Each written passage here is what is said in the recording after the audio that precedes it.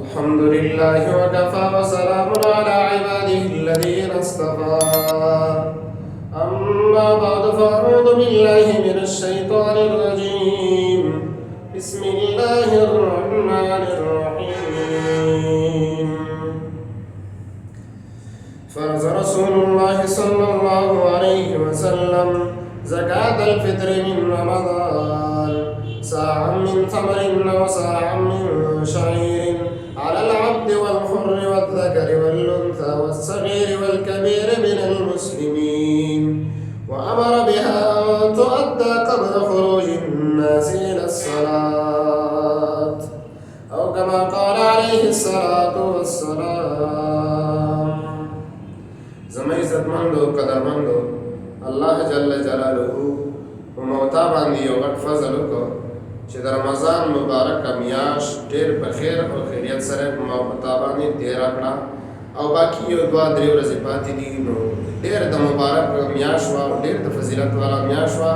دغه ټول فضیلتونه ټول مسایل فضایل دا هر څه په خپل ځای باندې تېر شوي، خو یو امر دی د نبي علیه صلات وسلام چې هغې ته صدقې فطر ویلی کېږي.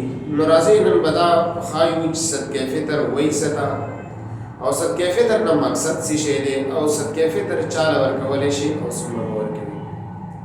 صدقې فطر ثبوت د نبي علیه صلات وسلام د حدیثونه ډېر زیات موجود دی، ډېر لوی لوی فضیلتونه لري. عبدالله بن عمر رضی الله تعالی عنهما فرمایي چې نبي علیه صلات وسلام صدقې فطر لازمه کړې وه. مفهوم د حدیث دا دی، صدقې فطر یې لازمه کړې وه په سړي باندې، په ښځه باندې، په نر باندې، په وړکي باندې، په ټولو باندې. خو د دې دپاره څه خپل چند مسایل هم دي. خو دا لازم د صدقې فطر په هغه چا باندې چې څوک د نصاب مالک وي. نو حضرت عبدالله بن عمر رضی الله عنهما په دې حدیث کې فرمایي چې نبي علیه السلام صدقې فطر لازمه کړې وه په دې افرادو باندې. خو بیا فرمایلي مو چې صدقې فطر د اختر د مونځ نه مخکې ادا کوي. نور هم د دې ډېر شی فضیلتونه دي. صدقې فطر اسې اکلي توګه هم صدقه هم د صدقې ځان نه فضیلتونه دي. بیا چې صدقې فطر شي دا یو بدله ده، یو کفاره ده د هغه باقي روژو نه چې موږ نه پکې څه کوتاهیانې شوي. نو د صدقې فطر مقصد دا دی چې په مسلمانانو کې دا کم اخوت دی او کم همدردي ده دا باقي پاتې شي. چې مالدار اختر کې نوې کپړې اغوندي چې په دې مالدار باندې سرسایه لازمه شي چې دا مالدار یې غریب ته ورکړي چې دا غریب هم ښه څیز وخوري او ښه څیز د اختر په ورځ واغوندي. نو مقصد د صدقې فطر دا چې کوم دی اخوت او همدردي. الله جل جلاله په خپل مسلمانانو په مابین کې اخوت او د همدردۍ لپاره پیغمبر علیه الصلات وسلام په واسطه باندې دا شی واجب ګرځولی دی.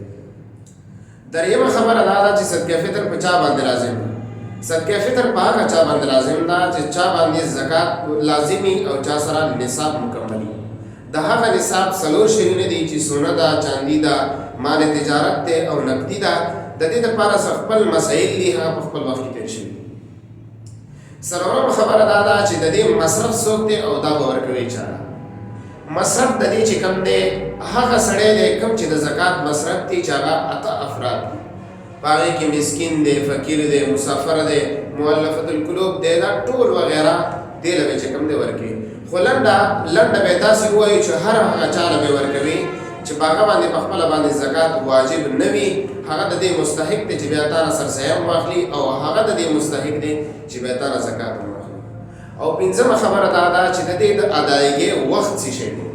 د دې د ادایګۍ وخت د اختر د مونځ نه مخکې یا د آخري عشره کې یا د دې نه مخکې هم ورکولی شي.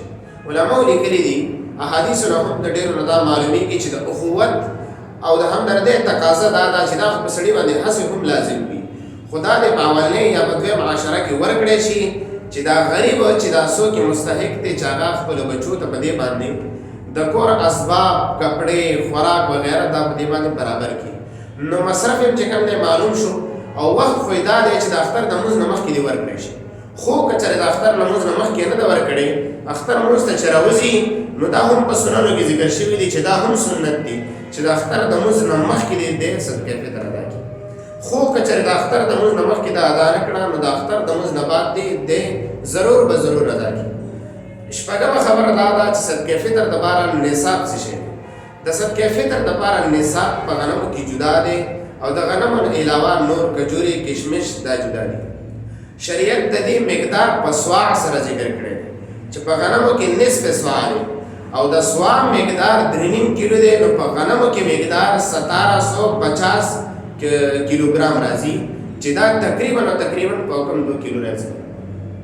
او د دې نه علاوه نور کجوري شوې، کشمش شو، دا نور شیونه شو، په دې کې چې کوم دی د 3.5 کیلو حساب دی، نو دا به د 3.5 کیلو په حساب سره ورکولی شي. نو راځئ دا اوس صدقه فطر نو هر مسلمان باندې چې کوم د زکات په کوم باندې زکات واجب وي او د سره نصاب برابر وي، نو دا په هر مسلمان باندې دا فرض دا واجب دا. نو پکار دا چې هر مسلمان دا د وخت مخکې ورکړي، خو کچرې چا ورکړي نه وي نو دا عشره اخري عشره دا په دې کې چند ورځې شته دی، په دې چند ورځو کې دې ورکړي. او که په دې کې سړی مصروفیاتو د وجې نه برابر نشو یا نور مسایلو، نو بیا دې د اختر لمونځ نه مخکې ورکړي. او ښه خبره ده او سنت هم دا دی چې د اختر لمونځ نه مخکې دې ورکړي.